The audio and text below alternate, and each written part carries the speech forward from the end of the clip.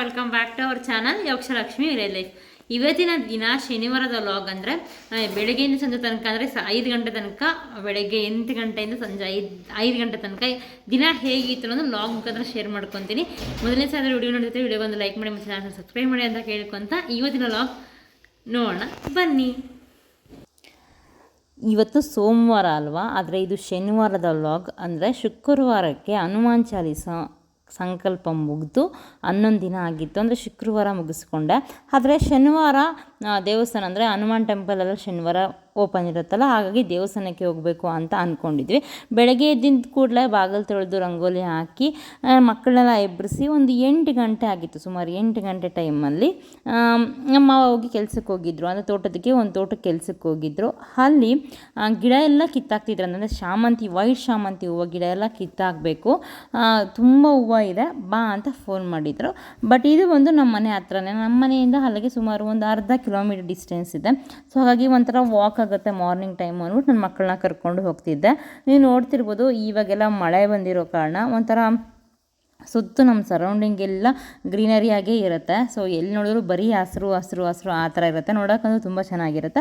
ಹಾಗೆ ದಾರಿಯಲ್ಲಿ ನಡ್ಕೊಂಡು ಹೋಗ್ತಾ ಒಂದಷ್ಟು ಕ್ಲಿಪ್ಪಿಂಗ್ಸನ್ನು ಜೊತೆಯಲ್ಲಿ ತೊಗೊಂಡ್ವಿ. ಆಯಿತಾ, ನಾವು ಹೋಗ್ಬೇಕಾದ್ರೆ ಸ್ವಲ್ಪ ದೂರ ಅಂದರೆ ಶಾರ್ಟ್ಕಟ್ಗೆ ಹೋಗಲಿಲ್ಲ, ಬಟ್ ಕಾಮನ್ ಆಗಿರೋ ರೋಡಲ್ಲೇ ಹೋಗ್ಬಿಟ್ವಿ.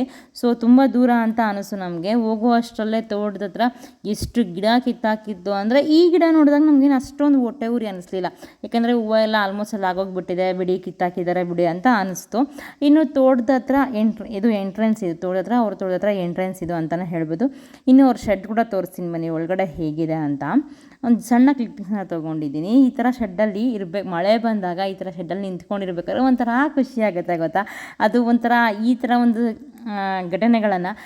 ಘಟನೆಗಳು ನಮಗೆ ಫೀಲ್ ಆದ್ರೇ ತುಂಬ ಚೆನ್ನಾಗಿರೋದು ಅಂತ ಅನಿಸುತ್ತೆ. ಇನ್ನು ಹಾಗೆ ಗ್ರೀನ್ ನೆಟ್ಟು ವೈಟ್ ನೆಟ್ ಎಲ್ಲ ಹಾಕಿರ್ಬೇಕಾದ್ರೆ ಹಾಗೆ ಒಂದು ಗಿಡ ಇತ್ತು, ಅದು ನೋಡೋಕೆ ತುಂಬ ಗ್ರೀನಾಗಿತ್ತು ಅಂತ ಒಂದು ಕ್ಲಿಪ್ಪಿಂಗ್ ತೊಗೊಂಡೆ. ಆಲ್ಮೋಸ್ಟ್ ಅಲ್ಲಿ ಒಂದು 80% ಗಿಡಗಳೆಲ್ಲ ಕಿತ್ತಾಕ್ಬಿಟ್ಟಿದ್ರು. ನೀವು ನೋಡ್ತಿರ್ಬೋದು. ನನಗೆ ಫಸ್ಟ್ ಸ್ಟಾರ್ಟಿಂಗಲ್ಲಿ ಅನಿಸ್ತು ಏನು ಹೂವು ಇಲ್ಲ ಬಿಡು ಅಂತ. ಬಟ್ ಹೋಗ್ತಾ ಹೂವು ನೋಡ್ತಿರೋ ಎಷ್ಟು ಹೊಟ್ಟೆ ಉರಿತು ಗೊತ್ತಾ. ನಿಜವಾಗ್ಲೂ ಹೇಳ್ತೀನಿ, ತುಂಬ ಚೆನ್ನಾಗಿದ್ದು ಹೂವುಗಳ ಗಿಡಗಳನ್ನೆಲ್ಲ ಕಿತ್ತಾಕ್ಬಿಟ್ಟಿದ್ರು ಆಲ್ಮೋಸ್ಟಲ್ಲೂ. ಅಂದರೆ ಗಿಡ ಕಿತ್ತಿದಾದ್ಮೇಲೆ ಹೂವುಗಳು ಕಾಣಿಸೋದಿಲ್ಲ, ಆದರೆ ಕೀಳೋದಕ್ಕಿಂತ ಮುಂಚೆ ತುಂಬ ಹೂವುಗಳಿರುತ್ತೆ. ಆ ಹೂವುಗಳೆಲ್ಲ ಕಿತ್ತಾಕ್ಬಿಟ್ಟಿದ್ರು. ಪ್ಯೂರ್ ವೈಟ್ ಆಗಿರ್ತಕ್ಕಂಥ ಶಾಮಂತಿ ಹೂವು ಅಂತಲೇ ಹೇಳ್ಬೋದು.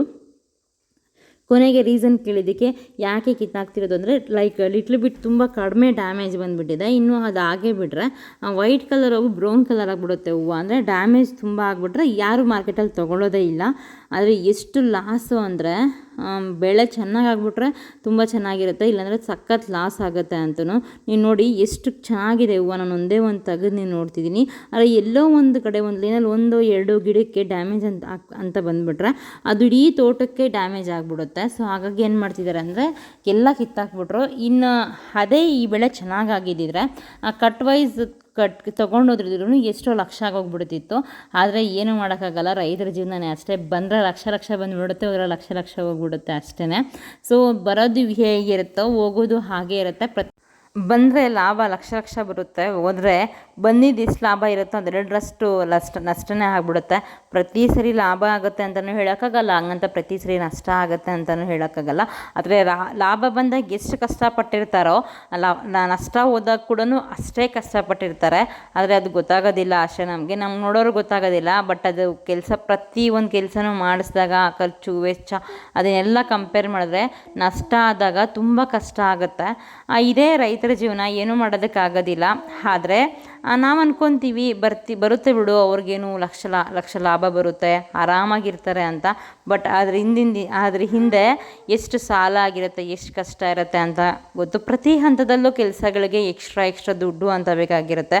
ನೀವು ನೋಡ್ತಿರ್ಬೋದು ಎಷ್ಟೊಂದು ಹೂವು ಇಲ್ಲಿ ಅಂತಂದರೆ ನೋಡೋದಕ್ಕಾಗೋದಿಲ್ಲ.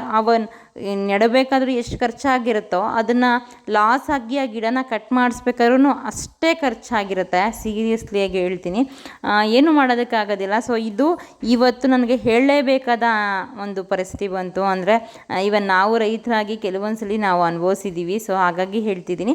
ಇನ್ನು ದಾರಿಯಲ್ಲೇ ಬರ್ತಾ ಇರಬೇಕಾದ್ರೆ ಈ ಒಂದು ಸೊಪ್ಪು ನೀವು ನೋಡ್ತಿರ್ಬೋದು, ಈ ಕಾಯಿ ಸೊಪ್ಪು.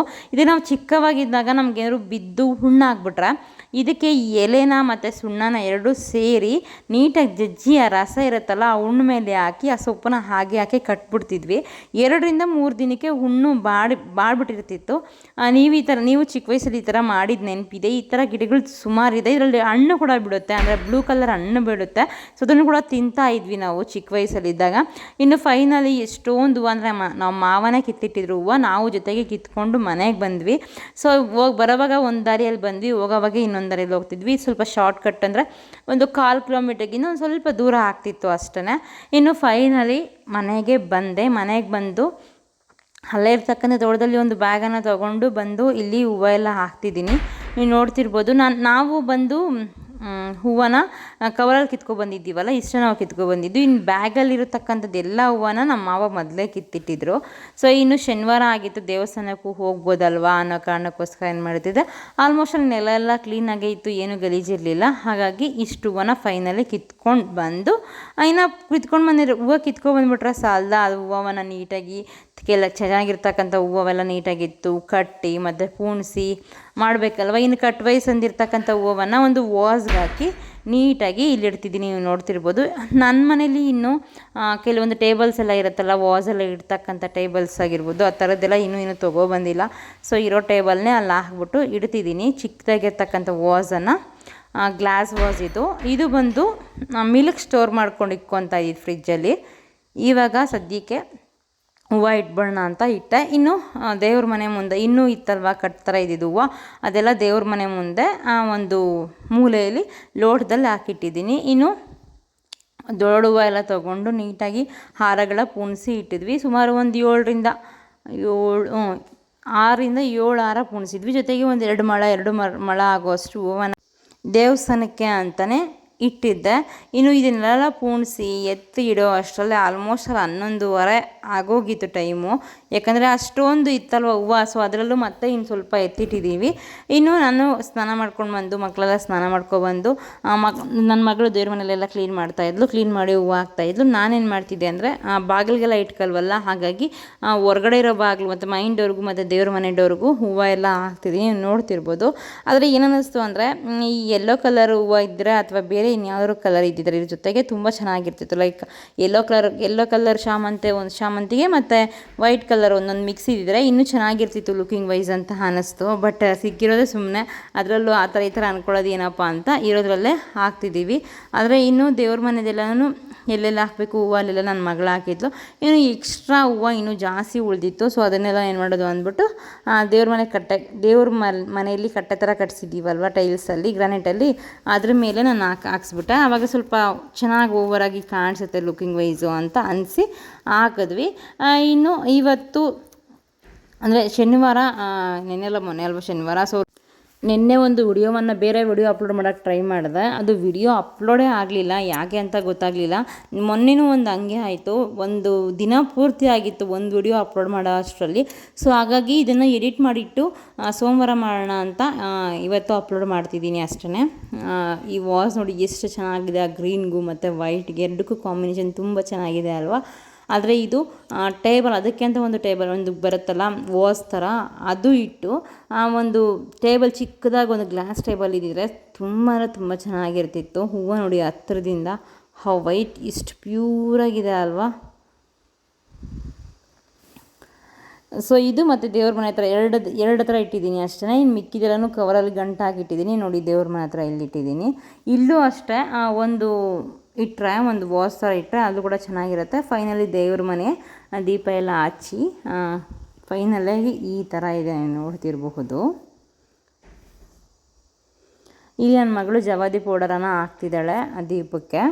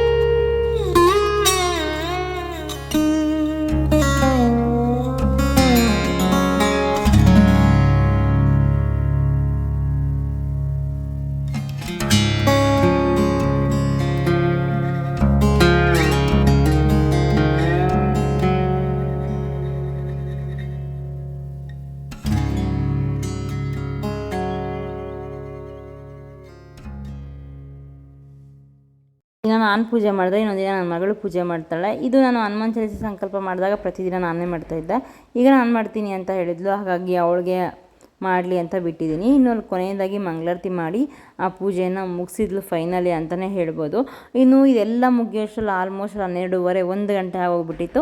ಇನ್ನು ನಾನು ಹೇಳಿದ್ನಲ್ಲ ಶನಿವಾರ ದೇವಸ್ಥಾನಕ್ಕೆ ಹೋಗಬೇಕು, ಮೂರನೇ ಶನಿವಾರ ಹನುಮಾನ್ ದೇವಸ್ಥಾನಕ್ಕೆ ಹೋಗ್ಬಿಟ್ಟು ಬರೋಣ ಅಂತ ಅಂದ್ಕೊಂಡಿದ್ದೆ. ಜೊತೆಗೆ ಪೂಜೆ ಆದಮೇಲೆ ಆ ಪ್ರಸಾದ ಕೂಡ ಹಂಚಬೇಕಾಗಿತ್ತಲ್ವ, ಹಾಗಾಗಿ ನನಗೆ ಮೈಂಡಿಗೆ ಫಸ್ಟ್ ಅನಿಸಿದ್ದೆ ಕೇಸರಿ ಬಾತ್ ಮಾಡೋಣ ಅಂತ.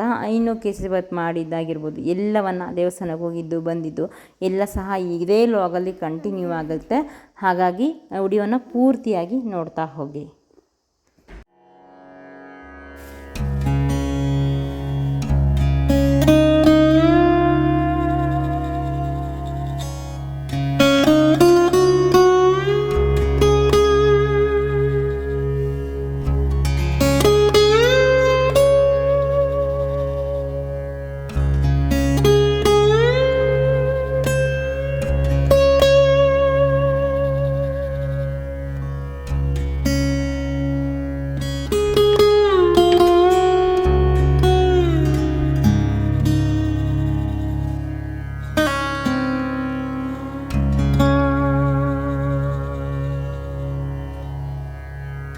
ಇನ್ನು ನಾನು ಇದಕ್ಕಿಂತ ಮುಂಚೆ ಅಂದರೆ ಒಂದು ತಿಂಗಳಿಂದ ಒಂದು ಬಾಣಲೆನ ತೊಗೊಂಡಿದ್ದೆ, ಸ್ಟೀಲ್ ಬಾಣಲೆದು. ಸೊ ಇವಾಗ ಪ್ರಸಾದ ಮಾಡಬೇಕಾಗಿರೋ ಟೈಮಲ್ಲಿ ನಾವು ನಾನ್ ವೆಜ್ ಎಲ್ಲ ಮಾಡಿರತಕ್ಕಂಥದ್ದನ್ನೆಲ್ಲ ಏನು ಯೂಸ್ ಮಾಡಬಾರ್ದಲ್ವ, ಅದಕ್ಕೆ ನಾನು ಹೊಸದನ್ನು ತೊಗೊಂಡು ಅದ್ರ ಮೇಲೆ ಇರ್ತಕ್ಕಂಥ ಸ್ಟಿಕ್ಕರನ್ನು ತೆಗೆದು ಇಲ್ಲಿ ನಾನು 1 kg ರವೆಯನ್ನು ತೊಗೊಂಡಿದ್ದೀನಿ. ಅಂದರೆ ಅರ್ಧ kg 1 kg ರವೆ ತೊಗೊಂಡು ಮತ್ತು 1 kg ಸಕ್ಕರೆನ ತೊಗೊಂಡಿದ್ದೀನಿ.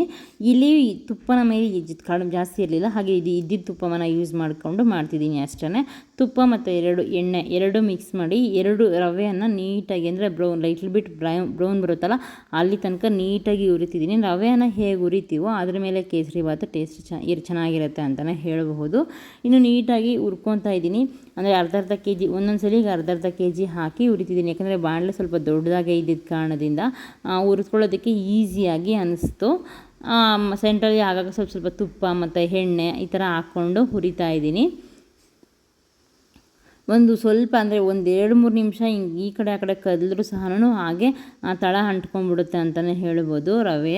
ಆ ರವೆ ನಾನು ಹೇಳ್ದಂಗೆ ಎಷ್ಟು ಹುರಿದ್ರೆ ಅಷ್ಟು ಚೆನ್ನಾಗಿರುತ್ತೆ. ಕೆಲವೊಬ್ರು ಏನು ಮಾಡ್ತಾರೆ ಅಂದರೆ ಇವಾಗ ಫಾರ್ ಎಕ್ಸಾಂಪಲ್ 1 kg ರವೆ ತೊಗೊಂಡಿದ್ರೆ ಅದರಲ್ಲಿ ಅರ್ಧ kg ತುಪ್ಪ ತೊಗೊಂಡಿರ್ತಾರೆ, ಇಲ್ಲಾಂದರೆ 300 ಗ್ರಾಮ್ ತುಪ್ಪ ತೊಗೊಂಡಿರ್ತಾರೆ. ಸೊ ನಮ್ಗೆ ಅಷ್ಟು ಶಕ್ತಿ ಇಲ್ಲ, ನಮ್ಗೆ ಎಷ್ಟು ಶಕ್ತಿ ಇದೆಯೋ ಅಷ್ಟರಲ್ಲೇ ಮಾಡಬೇಕಲ್ವ. ಹಾಗಾಗಿ ನನ್ನ ಕೈಯಲ್ಲಿ ಎಷ್ಟು ಆಗುತ್ತೋ ಅಷ್ಟೇ ಮಾಡೋಣ ಅಂತ ನಾನು ಮಾಡ್ತಿದ್ದೀನಿ, ನೋಡ್ತಿರ್ಬೋದು. ಮತ್ತು ಕೆಲವೊಬ್ಬರು ಪೈನಾಪಲ್ ಕೂಡ ಕೇಸರಿ ಬಾತ್ ಮಾಡ್ತಾರೆ. ನನಗೇನು ಅಂದರೆ ಮೈನ್ಲಿ ಕೇಸರಿ ಬಾತೇ ಮಾಡಬೇಕು ಅನ್ನೋದು ಇಂಟೆನ್ಷನ್ ಇತ್ತು.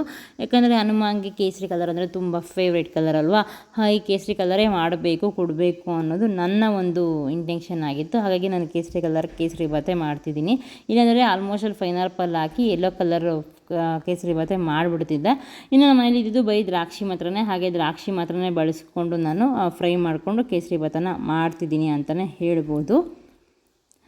ಇದೇ ಟೈಮಲ್ಲಿ ಏಲಕ್ಕಿ ಬಿಡಿಸ್ಕೊಂಡು ಮತ್ತು ಏಲಕ್ಕಿನ ಪುಡಿ ಮಾಡಿ ಇಟ್ಕೊಂಡಿದ್ದೆ. ಜೊತೆಗೆ ಲವಂಗ ಒಂದು 10-11 ಲವಂಗ ಕೂಡ ಇಟ್ಕೊಂಡಿದ್ದೆ. ಅದನ್ನು ಮತ್ತು ಏಲಕ್ಕಿ ಪುಡಿ ಮಾಡ್ಕೊಂಡಿರೋದು ಒಂದು ಕಡೆ ಇಟ್ಕೊಂಡು ಈ ರವೆ ಎಲ್ಲ ಹಾಕಿ ಉರಿತಾ ಇರ್ತೀವಲ್ಲ, ಅಂದರೆ ಮಿಕ್ಸ್ ಅಂದರೆ ಉಂಡೆ ಕಟ್ಟಬಾರ್ದು. ಆ ಥರ ನಾವು ಕಂಟಿನ್ಯೂಸಾಗಿ ಕಲಿಸ್ತಾನೇ ಇರಬೇಕು. ಕಲಿಸಿದಾದ್ಮೇಲೆ ಆ ಒಂದು ಏಲಕ್ಕಿ ಪೌಡರು ಮತ್ತು ಲವಂಗ 2 ಕೂಡ ಹಾಕಿದೆ ಅಂತಲೇ ಹೇಳ್ಬೋದು. ನಾನೊಂದು ಮಾಡಿದ ಮಿಸ್ಟೇಕ್ ಏನಂದರೆ ಈ ಟೈಮಲ್ಲೇ ಫುಡ್ ಕಲರನ್ನು ಆ್ಯಡ್ ಮಾಡಬೇಕಿತ್ತು, ಆದರೆ ನಾನು ಈ ಟೈಮಲ್ಲಿ ಫುಡ್ ಕಲರ್ ಆ್ಯಡ್ ಮಾಡಲೇ ಇಲ್ಲ. ಇನ್ನೇನು ಸ್ವಲ್ಪ ಹೊತ್ತು ಆದಮೇಲೆ ಆ್ಯಡ್ ಮಾಡಿಬಿಟ್ಟೆ. ನಂಗೆ ತುಂಬ ಅವಾಗ ಕಷ್ಟ ಅನಿಸ್ಬಿಡುತ್ತೆ ಎಲ್ಲ ತೆಗ್ಸೋ ಅಷ್ಟರಲ್ಲಿ. ಅಂದರೆ ಈ ಒಂದು ಹಂತದಲ್ಲೇ ಫುಡ್ ಕಲರ್ ಕೂಡ ನಾನು ಆ್ಯಡ್ ಮಾಡಿದೆ. ಅದೇನಾಯಿತು, ನನಗೆ ಈ ಒಂದು ಹಂತದಲ್ಲಿ ಆ್ಯಡ್ ಮಾಡಿರೋದಕ್ಕೆ ಸ್ವಲ್ಪ ಕಷ್ಟ ಆಯಿತು ಅಂತಲೇ ಅನ್ನಿಸ್ತು. ಯಾಕಂದರೆ ಆ ಫುಡ್ಡು ಕಲರ್ ಬಂದು ಎಲ್ಲ ಒಂದು ರವೆಗೆ ಕೇಸರಿ ಕಲರ್ ರವೆಗೆ ಆ್ಯಡ್ ಆಗೋ ಅಷ್ಟರಲ್ಲಿ ತುಂಬ ಟೈಮ್ ಹಿಡಿದ್ಬಿಡ್ತು ನನಗೆ. ಹಾಗಾಗಿ ನಾನು ಫಸ್ಟೇ ನೀರಿತ್ತಲ್ಲ ನೀರಿಗೆ ಹಾಕ್ಬಿಟ್ಟಿದ್ದರೆ ಇಷ್ಟೊಂದು ಕಷ್ಟ ಆಗ್ತಿಲ್ಲ ಅಂತ ಅನ್ನಿಸ್ತು. ಯಾವುದೇ ನೆನಪಲ್ಲಿ ಮರ್ತೋಗ್ಬಿಟ್ಟೆ. ಇನ್ನು ಕೊನೆಯ ಹಂತದಲ್ಲಿ ಸಕ್ಕರೆಯನ್ನು ಹಾಕ್ಕೊಂಡಿದ್ದೀನಿ. ಸಕ್ಕರೆ 1 kg ಕರೆಕ್ಟಾಗಿ ನಾನು ಹಾಕಿಲ್ಲ, ಸ್ವಲ್ಪ 100 ಗ್ರಾಮ್ ಸಕ್ಕರೆನ ಉಳಿಸ್ಕೊಂಡು 900 ಗ್ರಾಮ್ ಸಕ್ಕರೆಯನ್ನು ಇಲ್ಲಿ ನಾನು ಹಾಕ್ತಿದ್ದೀನಿ, ನೋಡ್ತಿರ್ಬೋದು. ಫೈನಲಿ ಕೇಸರಿ ಬಾತ್ ಅಂತೂ ಕಂಪ್ಲೀಟ್ ಆಯಿತು. ಆಗಾಗ ಸ್ವಲ್ಪ ಸ್ವಲ್ಪ ಸಕ್ಕರೆ ಹಾಕ್ಕೊಂಡು ಕಲಿಸಿದ್ದೀನಿ. ಇನ್ನು ಕೆಲವೊಬ್ಬರು ಸಕ್ಕರೆನ ನೀರಲ್ಲೇ ಹಾಕ್ಬಿಡ್ತಾರೆ, ಅಂದರೆ ಅದು ನೀರಲ್ಲಿ ಯಾಕೆ ಹಾಕಿದ್ರೆ ಆ ಥರ ಹಾಕಿದ್ರೆ ತುಂಬ ಗಟ್ಟಿ ಆಗಿಬಿಡುತ್ತೆ ಕೇಸರಿ ಬಾತು. ಸೊ ಹಾಗಾಗಿ ಕೊನೆಯಲ್ಲಿ ಹಾಕಿದ್ರೆ ಸ್ವಲ್ಪ ಚೆನ್ನಾಗಿರುತ್ತೆ ಅಂತ ಅನಿಸ್ತು. ಅದಕ್ಕೆ ನಾನು ಈ ಸಲ ಕೇಸರಿ ಬಾತ್ ಸಕ್ಕರೆನ ಫಸ್ಟ್ ನೀರಲ್ಲಿ ಹಾಕಿಲ್ಲ. ಇನ್ನೊಂದೇನೆಂದರೆ ರವೆ ಚೆನ್ನಾಗಿ ಬೇಯೋದಿಲ್ಲ ಅಂತಲೂ ಹೇಳ್ತಾರೆ. ನಾನು ಈ ಸಲ ಫಸ್ಟಾಗಿ ಲಾಸ್ಟ್ ಕೇಸರಿ ಬಾತ್ ಸಕ್ಕರೆ ಹೀಗಿರುತ್ತೆ ಅನ್ನೋ ಕಾರಣಕ್ಕೋಸ್ಕರ ಹಾಕ್ತೀನಿ. ಸ್ವಲ್ಪ ತುಪ್ಪವನ್ನು ಕೂಡ ಸೇರಿಸ್ಕೊಂಡೆ. ಸೊ ಫೈನಲಿ ಕೇಸರಿ ಬಾತ್ ಆಯಿತು. ಇದಾದಮೇಲೆ ಒಂದು ಸ್ಟೀಲ್ದೊಂದು ಬಾಕ್ಸ್ ಇತ್ತಲ್ಲ, ಅದನ್ನೆಲ್ಲ ನೀಟಾಗಿ ಕ್ಲೀನ್ ಮಾಡ್ಕೊತಾ ಇದ್ದೆ. ಯಾಕಂದರೆ ಇನ್ನು ಇದರಲ್ಲಿ ಎತ್ಕೊಂಡು ಹೋಗೋಕ್ಕಾಗಲ್ಲ, ಸುಮಾರು 7-8 ಕಿಲೋಮೀಟ್ರ್ ದೂರ ಇರತಕ್ಕಂಥ ದೇವಸ್ಥಾನ.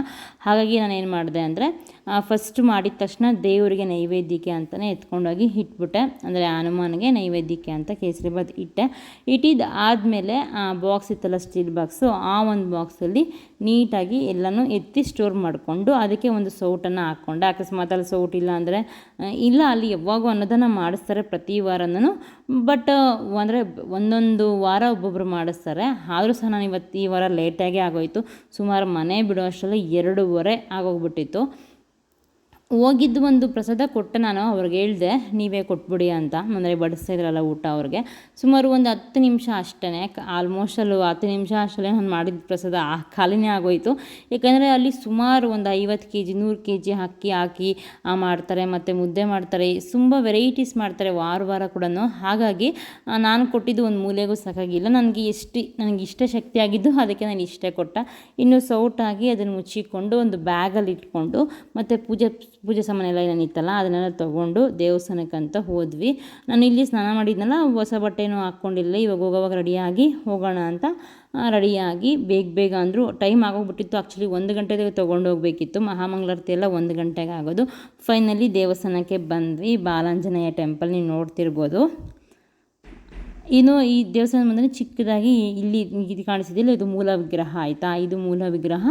ಆಮೇಲೆ ಅಲ್ಲಿ ಪ್ರತಿಷ್ಠಾಪನೆ, ಅಂದರೆ ಆಪೋಸಿಟಾಗಿ ಅಲ್ಲಿ ಪ್ರತಿಷ್ಠಾಪನೆ ಮಾಡಿಸಿರೋದು ಅಂತಲೇ ಹೇಳಬಹುದು. ಇನ್ನು ಪೂಜೆ ಎಲ್ಲ ಮುಗಿಸ್ಕೊಂಡು ಫೈನಲಿ ಊಟ ಮಾಡೋಕ್ಕೆ ಬಂದ್ವಿ. ನೀವು ನೋಡ್ತಿರ್ಬೋದು. ಊಟ ಇವತ್ತು ಮುದ್ದೆ ಮತ್ತು ಕಾಳು ಸಾಂಬಾರು ಮತ್ತು ಪಾಯಸ, ರೈಸು ಮತ್ತು ರಸಮ್ಮು, ಮಜ್ಜಿಗೆ ಇಷ್ಟೆಲ್ಲ ಮಾಡಿದರು. ನಾನು ಪ್ರಸಾದ ಕೊಡ್ತೀನಲ್ಲ ಅವರೇ ಹಂಚ್ತಾಯಿದ್ರು. ಹಾಗಾಗಿ ನಮಗೇನೋ ಹಂಚೋದು ಎಲ್ಲ ಏನೂ ಇಲ್ಲ ಅಂತ. ಮತ್ತು ಕೊನೆಯಲ್ಲಿ ಒಂದು ಸ್ವಲ್ಪ ಉಳಿದಿತ್ತು ಕೇಸರಿ ಬಾತ್, ಅದನ್ನು ನಾನೇ ಹಂಚಿಬಿಟ್ಟು ಮನೆ ಕಡೆ ಬಂದ್ವಿ. ಇನ್ನು ನನ್ನ ಮಕ್ಕಳು ಅಲ್ಲಿ ಹುಣಸೆ ಮರ ಇತ್ತು ಅಂದ್ಬಿಟ್ಟು ಅವ್ರು ಆಟ ಆಡ್ಕೊಂಡು ಆರಾಮಾಗಿದ್ದರು.